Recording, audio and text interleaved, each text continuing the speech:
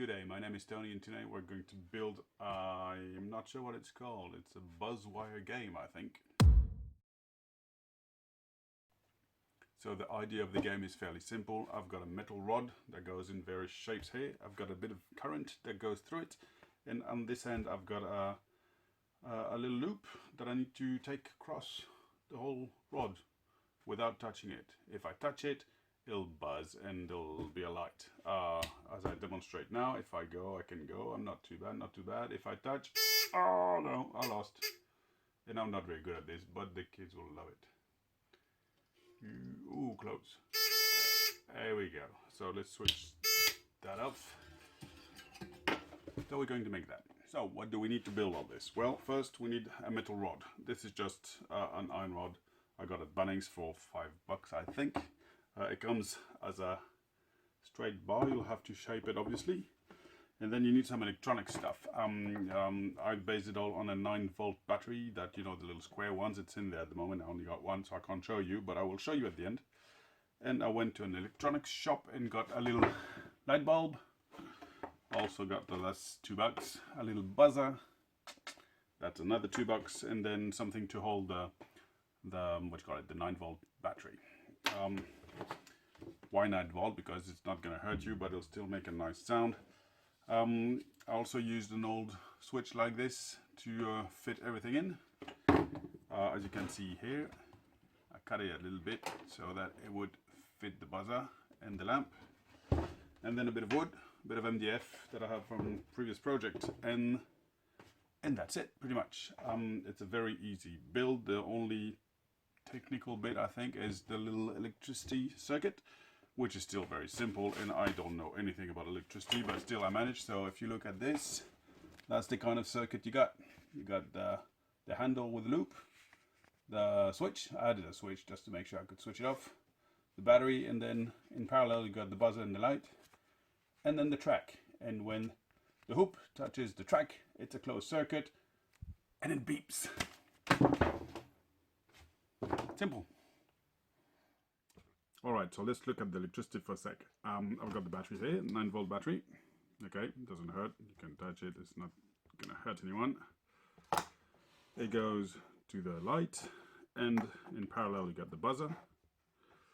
And then it goes to a switch, and that switch has a long cable which will be my loop on the handle. You can see a little loop here, and basically if I touch this bit, nothing happens because the switch is off. But if I put the switch on, when it touches, there you go, the light goes up and the buzzer goes on. I switch this, safety first after all, and there you go. That's as complex as it gets. So the lamp to both the buzzer and the light, sorry, the battery to both the lamp and the buzzer, then a switch. You can put the switch anywhere you want as long as it's not between the buzzer and the light, and then just an extension on each side, and that's it. This will be attached to or wrapped around the rod, and this will be in a handle, and when they touch it buzzes. That's it. So next we talk about the rod, the track that's going to be. This is actually a 2-meter rod. It looks long, but it's actually, with all the bends and all that, it's not going to be that long a track. So well, you just go and do whatever you want with this. This is bendable by hand, right? You can just do it whatever. If you want to do sharp bends, you just wrap it around something and you go and force a bit. But overall, this bends fairly easily. It's just needed to get a grip on it. That's the hardest bit. So I've made something like this. You can see there's a bunch of rounder shapes, and then there's some sharper angles. Just a mix of things to make it more interesting. But again, if you want to do a map of Australia or whatever, go for it. Next we come to the base. I've used 2 parts of, this is just MDF that I cut to size.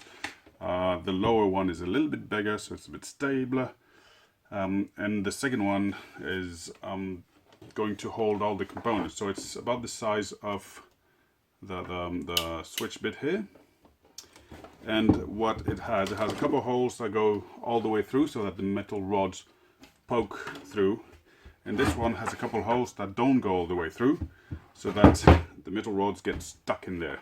Now, I'll use a couple of screws to hold them together. And on this side, I've made a hole that will hold, where is it? The battery hidden under the switch, and all the buzzer and everything will hold in this, and then I'll put a couple of screws in there to hold it all together. And all the electronics will be hidden under this plate. Now to attach the cables together, I should really weld them, but I can't be bothered, so I just wrap them around the switch here. It's a bit of a mess, but it's alright. I think it works. And the part that needs to go out to the handle, I've made it go through a little hole on the side here. It was just a drill through and put the cable through. And for the part, so the other side that's connected to the rod, it can be connected anywhere on the rod, right? So I thought I would just go underneath here and get a little cable through there. You can see a little groove that goes from the rod to the circuits, and then I'll just wrap around the cable around the rod, and that'll be enough contact for electricity to go through and for the buzzer to beep. Alright, so putting it all together. Now this is the plate of a normal switch, you know, you can see the switch there. I've made a couple of holes, one for the lights and one for the buzzer. It's not the best work, but it's a bit shoddy, but it's for 8-year-old kids, they'll never know. The buzzer, the lights, the bulb is not there because I tend to be a little bit clumsy sometimes and tend to break things, so I take it off usually when I work. But now it's in, and you need it in because that makes contact obviously.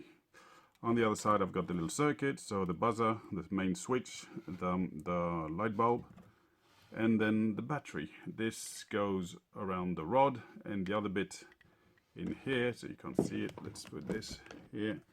That's going to go on the handle in the loop. Now obviously I need to connect this to the switch, then I'll need to wrap this bit around the rod underneath there, and I'll be ready to play. Alright.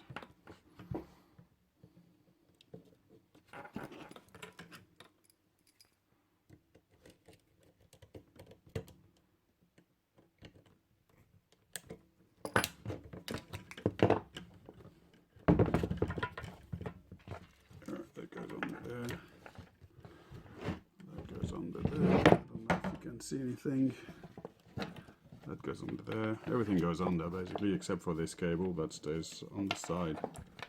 Now I need to connect the battery in there. Oop. And I can push all this stuff down because it's been nicely prepared. And then I shove all these cables in there with the battery. Come on. It used to fit before, should fit still now. There we go. Maybe it's a little bit tight. And then I'll just wrap around, can you see? I'll just wrap around the cable around the rod here. Now, I know what you're going to say. Oh, this is going to move and then the contact will be lost. But remember, it's going to be sandwiched between the two boards of MDF that are going to be screwed together fairly hard. So yeah, we'll see, I guess. So this is what it looks like from underneath. There's the rod here that's poking out, the cable that goes to the battery, and then the second cable goes to wherever, the switch or the buzzer and the lights. And then the other side of the switch comes out here. So if everything's going according to plan, if I touch this hoop to the rod, it should beep, assuming that the switch is on. Let's put it on. Yay! So it's working. So now I just have to put all this straight, assemble the two boards together, and job done. Yeah, I'll just have to talk about the handle for a bit. Alright, the two boards are one on top of the other. You can see there's still a gap here because I've made the holes very tight at exactly the same diameter as the rod, so it takes a bit of power to put them in. But that's for the best because that means it'll be harder to take apart. Now I've got some longer screws that go through both boards. I've got some shorter screws just to hold this in place. and I forgot the electric drill upstairs, so I'll have to do it by hand, but that's okay.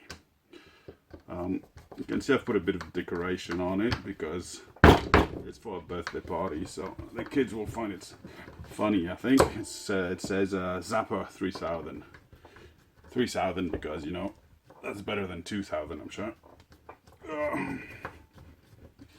Do this a bit, do this a bit. That's the very interesting part of the video, when I'm actually screwing down the boards together. It's quite hard as well. Alright, I'll probably speed that up.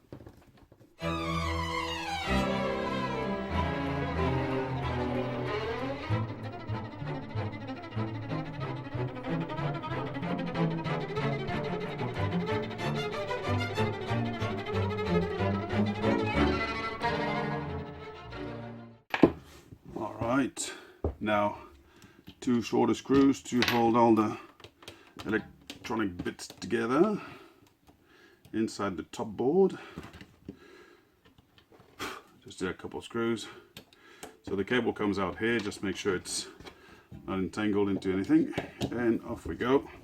This is going to hold everything together nicely, so that even if you shake it a bit, the cables won't move too much. Alright, careful not to break anything in here, it's all plastic.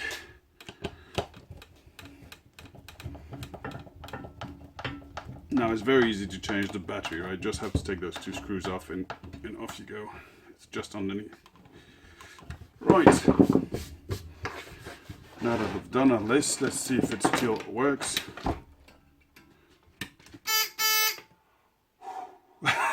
I got a bit worried for a sec there. Let's switch it off.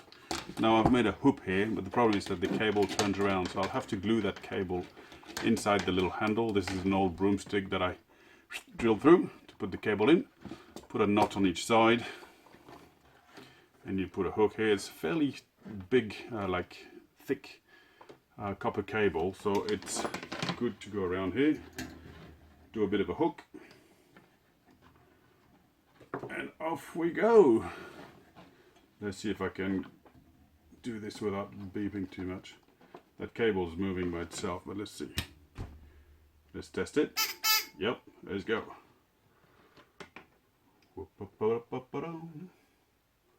That's the big one. Oh, stop it. Alright, I'm rubbish, but I think the kids will like it. I'm hoping anyway. Right, that's the end of the Zapper 3000 demo. Feel free to decorate it however you want. As usual, thanks for watching. If you like this video, make sure you like and subscribe and tell all your friends. And see you in the next one. Keep creating.